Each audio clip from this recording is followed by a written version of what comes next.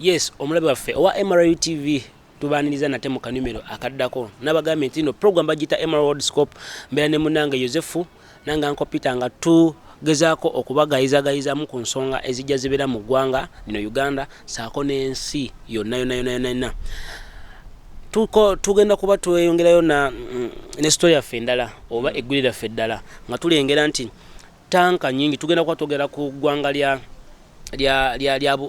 Bungereza tanka yaabwe eyali yakwatibwa mu biseera bire bya July then tulaba ne tanka endala yateereddwa nayo ngade yetise amafuta lwaki ennaku zino amawulire gali nnyo mu kagolomoloko hamozi tugendako Bungereza tugendako tulaba buzibu ki obuli awo onajjukira nti mu mwaka gwa 2015 America ng'ekyakulemberwa Barack Obama bakulemberamu bakirimaanyi abatuula ku kakiko k'amawanga amagatte ak'ebyokwerinda bataanu ab'enkalakkalira bo tebavaako ba Great 5 n'ogattako ne Germany. Amawanga gano ye Bungereza, America, Bufalansa, China ne Russia.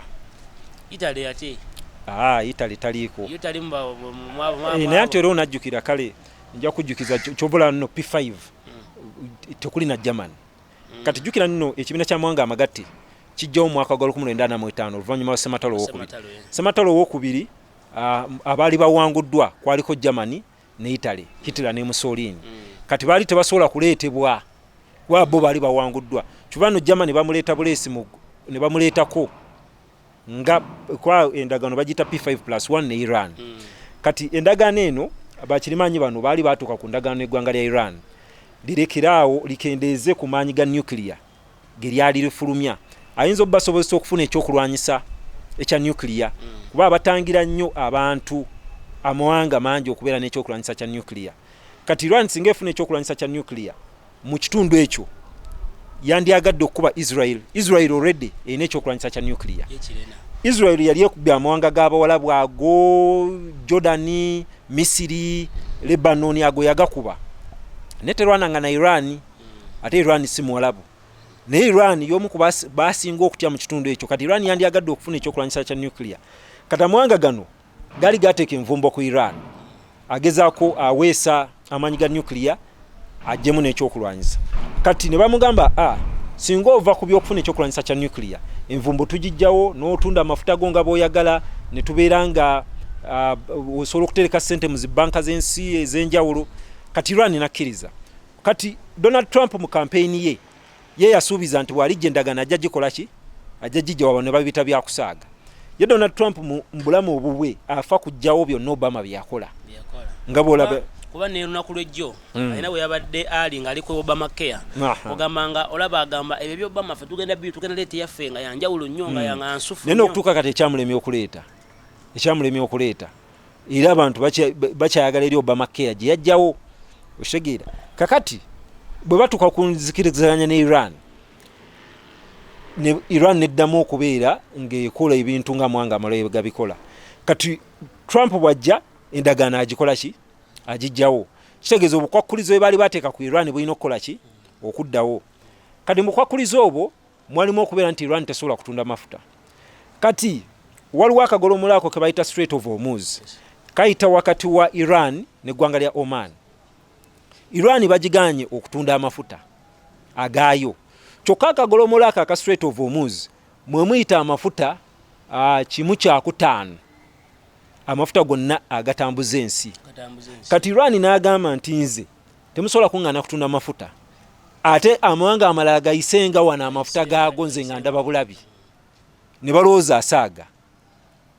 Kakati ekyaleeta embetezi Iran egamba nti America endagaano egivuddemu naye mmwe amawanga amalala naddala mu aga Bulaaya mulage nti n'endagaano mukyagirimu ng'olwatunidde Bungereza ne Bufalansa ne Germany kubanga akimanyi nti China ne Russia bo bali ku ludda lwe.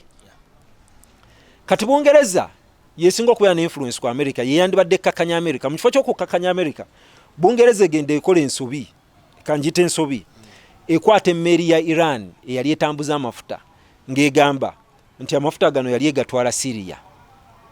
jukira baagaana amawanga okutwala amafuta e Syria Bashar al-Assad nti bamunafuye olutalo. Aha. Kati yagikwatira mu kitundu kye Gibraltar kazinga kali awo kali kumpi ne Spain kali mu Mediterranean. Naye agamawanga ag'amaanyi galina ebitundutundu obisanga biri ewala naye nga bye babifuga. Kati Bungereza efuga ekitundu kye Gibraltar. Basindika ba Royal Marine ne bajja ne baboardinga emmeri ya Iran eyo ne bagiwamba ne bagisibira awo Gibraltar. Kati Iran n'agamba nti omusajja gwe yandibadde nange mbiseera ebizibu ate naye weegase ku America mu kukola ki mu kunfutyanka.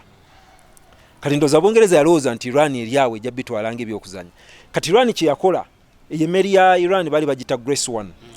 Kati ne Iran kye yakola yabaza emmeri ya Bungereza eyitawo mu kagolomola ako bagiyita MV Steiner n'egikwata n'egamba nti naye emenya amateeka n'egiteeka ewaabo waayo.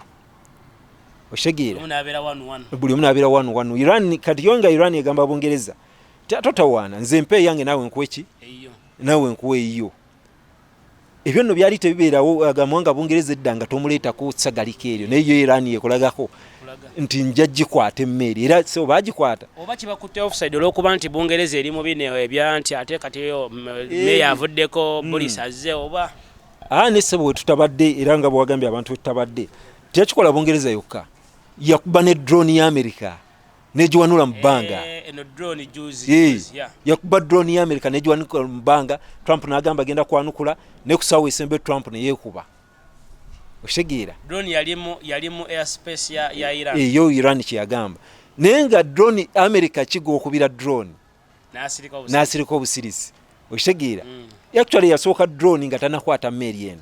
Kati olwayo tugenze okutuuka olunaku lwa leero Bungereza ndoza okukkakanya embeera yasazeewo nti emmeri ya kooti okusinzira Gibraltar yasazeewo nti emmeri kakati bakanyiza bibeera bya diplomasi nti akatuzudde emmeri eno amafuta gano tegakyagenze Syria n'olwekyo tugitadde. Bagita ekomewo Iran oba yeyongere ku lugendo lwe yali egendako? Bagidiza Iran ne Iran eyinza okuba nga bakanyiza eri emabbali nti amafuta tetugalaba nga gagenda e Syria naye emmeri tugikoze eki tugibaddiza. Kimanyisa yonna ne Iran emmeri ya Bungereza egenda gikola ki egenda kugita. Naye kakati kati ebyo bibaawo Bungereza nesaba amawanga ga Bulaaya nti kakati banne mukizudde nti agagolomolo kano kaliko obuzibu tukuŋŋaanye emmeri zaffe ez'amagye ziwerekerenga emmeri zaffe nga ziyita mu kagolomolo kano zireme kutuukibwako ki bulabe bonna. Neyo German ne mugamba nti nze byo sibiri mufo ky'okuddaawo ate nti ate tuteekewo emmeri emberebere mubanga bateesewo tension. Ate nga tomanyi oba ddala Iran era nezo emmeri eyinza zisosonkereza kubanga Iran bweba erumba amawanga gano teyeetaaga kugalumba nga Iran. Erina obukundi bungi, erina abayeekera b'e Yemen Houthi rebel eyinza obbayitamu ne bakola ekyo.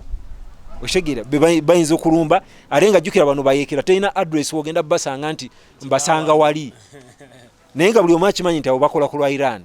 Erina aba Hezbollah abali e Syria. Kakati kyekimu kutyokuliwo nti bw'ogamba okulwana ne Iran oyinza okwesanga nga mu lutalo olusoose tolwana na Iran naye ng'olwana n'abantu abalanga tobategeera. So kakati omukulu Yozefu w'otunuulira nga tuwumbawo ensonga eno woba olaba ddala wanabaawo ekituukibwako nga German we yagambye wanabaawo ekituukibwako? Okusooka abasinga bangi ne bwe tunaabeera twogera ku lutalo wakati wa America ne China olw'ebyonsubulagana abasinga bakyabaza kuba 2020 omwaka ogujja tugenda mu kalulu mu America era campaign zitambula. Kakati abasinga bakyabaza nti ebintu bino tusooke tubimma amazzi osanga Donald Trump bamuwangula bino byonna bitereera. Oshegira kati obuzibu Donald Trump komawo kibeera kitegeeza bwakomawo nti ebizibu ebyo byonna bibeera bikyaliwo emyaka emirala 4. Kati nno ate kati oyagala kuntwala ate mugulire ddala kuba kati woteeta ebyo ndabira ddala kiseera kano tujja gyogerako kuba ndaba Biden Uncle Joe olaba ayinza omutwala. Biden yasinga okubeera n'emikisa n'obuzibu nti mu lwokaano lwa DP wali abantu aboolera ddala 20 abaagala. Kakati mu kwagala bo bennyini mu kwerwanyisa nga banoonya tiketi beekuba amagi mangi nti ogenda okutuuka okuvaayo nti gwe okutte tiketi nga bakutaddeko ebisago bingi bakuggyeko data mungi nti ebyo byennyini bano aba DP banno bye babadde bakubisa Trump byajja okukozesa okukuba kati abantu abasinga kye batya naye nga Biden yasinga okubeera n'emikisa emingi okuwangula Donald Trump. Alina omukisa okubeera nti asobola okuwangula Donald Trump naye obuzibu nti beeyuzaayuza nnyo betaddeko ebisago by'amaanyi. Okay, katugendeko mu ggwanga lya Bungereza. Tulaba nti mu Bungereza emabega kaawo tabeeredde ku mpewo tulabye ebintu bingi nnyo ebihappeninze. Tutunuulidde nti Theresa May yatuuka ekiseera n'alekulira ne baleeta Boris Johnson alina ne muganda we mu parliament. Tugenda kuba tulaba nti ye ayagala oba ki Bungereza erina okubanga evaayo oba mu bulungi oba mu bubi. So nga Theresa May yali ayagala okuvaayo kwa Bungereza mu Brexit kube kusaamusaamu nga kulina endagaano. Naye kati tulaba mu nnaku zino ezitukubye mabega Boris abadde munyiivu nnyo ng'akanga. Ekyo kyo anti Boris obunyiivu bwe ekisooka Boris ye yagamba abantu nti asobola okufuna ddiiru esinga ku ya Theresa May. Wabula mu ddiiru eyo bali ab'Ebulaaya bamugamba tebakulimba nti waliyo ddiiru endala. Ddiiru yonna gwe gy'olowoozaako eri mu mutwe gwo naye ffe ddiiru gye twabawa yeeyo. Kati ekyasembayo Boris Johnson bwe yajja n'okubugumiikiriza kwe omanyi waliyo bannabyafuzi amanyi ayinza okuddawo abantu n'ababugumyawo n'abalimbalimba. Kati ye yabagamba nti ye mu bintu byagenda okuteesa ne EU erina okujjamu gye bayita Irish backstop. Irish backstop kwe kubeera nti Bungereza bwe beevudde mu mukago gwa Bulaaya tewalina kubaawo gye bayita hard border wakati wa Ireland ne Northern Ireland. Jukira Northern Ireland bagibala kitundu kya Bungereza. Kati ate waliyo Ireland, Republic of Ireland. Yo eri mu mukago gwa Bulaaya gwanga lyetwala. Agongo ebyo n'ebitundu byali wansi wa Bungereza obula Ireland nefuna obwetwaze. Ka Northern Ireland yo okusinga erimu ba Protestant Bungereza yite sola gizaayo abayo bagamba abo tuzeeri bagenda tufutyanga. Bagenda tuyisa obifo okusinga tuli ba Protestant wadde mulimu n'abakatuliki. Kakati Bungereza weva mukago gwa Bulaaya kitegeeza nti kubanga luli mukago gwa Bulaaya nga bali mukago gwa Bulaaya wabadde tewali zi border ng'osala n'ova German n'oyingira Bufalansa n'oyiva Bufalansa n'ogende Bungereza nga tewali wadde akebedde kasobera nga wayingira ebitundu ebyo kubanga gubadde mukago nga wano bwe tujja okukola nti East African Community bwe literere olwayo bw'ogenda ku board oba oyingira Katuna ogenda Rwanda Busia yes wo basi muvaamu ne mulagandaga muntu nete bikyakaluba nnyo nga luli toyina kusasula nsimbi kuyingira nti obofu ne visa biki ate byetaagisa. Kati yo eri bakitereeza nti tewali na zibodo osala busazi kadi bwe kibadde. Kati singa Bungereza evaayo kitegeeza nti olw'okubeera tekyali mu mukago guli walina okubaawo boda we bakeberera ebintu we bagirako emisolo we bakubira zi visa. Kati ekintu ekyo kigenda kutataaganya emirembe wakati wa Ireland ne Northern Ireland. Kati era kyekikyasinza obbatawaanye kibalumya omutwe mu engeri gye bava mu kago gwa Bulaaya. Kati ye yagamba ye aba Bulaaya yabaterawo obukwakulizo nti ekyo bakijjewo tewalina kubaawo boda. Ate nga tosobola kubeera na keeki okubibiri obeera okolako kimu. Keeki yobeera nayo n'ogyegomba n'ogamba keeki eno kyakewooma n'ogyegomba oba ogirya tosobola kugirya ate n'obeera nayo. Kati ye ayagala kubeera ne keeki ate era agirye okitegeera. Kati abagamba nti tewalina kubaawo boda bamugamba ekyo tekisoboka bw'oba ovudde mu mukago wano walina okubaawo boda walina okubaawo emisolo ebintu birina okukeberebwa abantu balina okufuna zi visa. Kakati mukulu Yozefu tutunuulira tulaba nti fine ebyo byonna bibaddewo naye ba MP balina okulwanagana ne Boris okwo tukubireko. Anti kati kyenkugambye nti kakati ebyo byonna bimala okubaawo Boris yabagamba nti nze Bungereza njikuulayo oba tulina endagaano ne EU oba tetugirina. Jukira endagaano ne EU bagituukaliko Theresa May yafuna endagaano wabula mu parliament balema ogikkaanyaako okugiyisa mu parliament. Buli member wa parliament waliyo obukundi bungi buli omu alina ebyo byayagala. Kati Boris Johnson nga balimba abantu nti nze nsobola ba MP bano okubakkirizisa n'endeeta endagaano ate ne bagikkiriza. Kati bw'ayogera nti njijjayo mu bubi oba bulungi waliyo ba MP abateetegese kirabo ekyo nti Bungereza ogijjayo nga tewali ndagaano okitegeera. Kati ba MP bano bagamba Boris nti gwe sebe ebyo byokola tetujja bikola ki bikkiriza. Kati beekobaana n'omukago gwa EU bagamba omukago gwa EU nti oyo bw'ajja eyo temumukkiriza ebyo byayogera ebyo ajja kakkane ajje wano tukanyize wano eki ewaka kati waliyo n'abaagala nga bo bakola kiremya nga bino byonna bo tebaagala Bungereza eviireyo ddala va ku bino ebyokuvaayo ng'erina endagaano bo bakola kiremya ereme okuvaayo wanga waliwo akaseera nga bwe kanaatuuka ne deeti eyo neyita 31 Oktoba nga tebannavaayo kijja kuba kitegeeza nti Bungereza tekyasoboka kuvaayo kati kwe kunyiga kwa Boris kati waliyo n'abali mu kukola omupango nti Boris ono katwewongo nnyo gavumenti tugiiwe aberenga tusobola okukola gavumenti endala ye tumugjewo tuberenga tukanya ne Bungereza bo bagamba tusobola n'okuzzawo akaluuko k'ekikunga akalala okubuuza abantu baddala oluvannyuma lw'akali akaaliwo n'ebyonna bye balabye ebigenze mu maaso baddala baviireyo ddala ebyo Boris tabyagala ne gurupu ye Mr. Joseph Queen aliridda wa ye Queen bino abibeera waggulu ye Queen ye abantu kye basalawo amazima gali nti Queen yandyagadde baleme kuva mu kago gwa Bulaaya okuva mu kago gwa Bulaaya kibakola bubi nnyo lwaki emabega kawo waliwo akaluuko ekikunga ka Scotland nga Scotland ekuba akaluuko ekikunga okusalawo Bungereza osigala ne Bungereza oba nedda kati singa bava mu kago gwa Bulaaya abantu be Scotland abasinga balonda kusigala mu kago gwa Bulaaya era bo baagala okusigalayo kati bajja kusaba akaluuko ekikunga kalanga bagamba nti ffe twandyagadde kubeera nga tukolagana ne Bulaaya endala ate mwe mukoze eki muvuddeyo n'olwekyo litwasala okusigala mu Bungereza kati tubitadde kakitegeeza nti Bungereza eyinza okwesanga ne Scotland yeekutudde ku ki gwe bwoba ovudde eri Bulaaya lwaki nze sikuvaako kati ekyo nti Queen ye yandyagadde abantu bano basigaleyo kubanga ye kimukolera bwe bavaayo kibeera kiwa Scotland naye beetu okujja kutulako kati lwaki tavuddeyo Queen ddala na interfering mu nsonga tasobola yalinda abantu kye basazeewo head of state tasobola kwenyigira mu kintu ekyo direct nga tuwumba wumba ensonga ya Bungereza kiki oyinza osembayo okujoogerako akyenyiza okusembayo okujoogerako nti tugenda maaso awo tugenda kulaba okusiku kubanga ne Boris Johnson naye akanga ddaba MP n'abagamba mu abanumi omutwe mmwe kyemutamanyi nsobola parliament ogiyiwa nenkola Bungereza nenjijjayo mu kago gwa Bulaaya nga temuliwo nakunnumya mutwe kanabo bagamba nti ebyo nga tonnabikola naffe gavumenti tusobola ogikola ki kati batandise dda n'okutegeka bani abayinza omuddira mbigere waliyo omusajja bamuyita Kenister bane mumulayininga apo waliyo Jeremy Corbyn ne Jeremy Corbyn wa Labour Party abasinga bagamba nti talina busobozi bukola gavumenti kubanga kitegeeza nti awo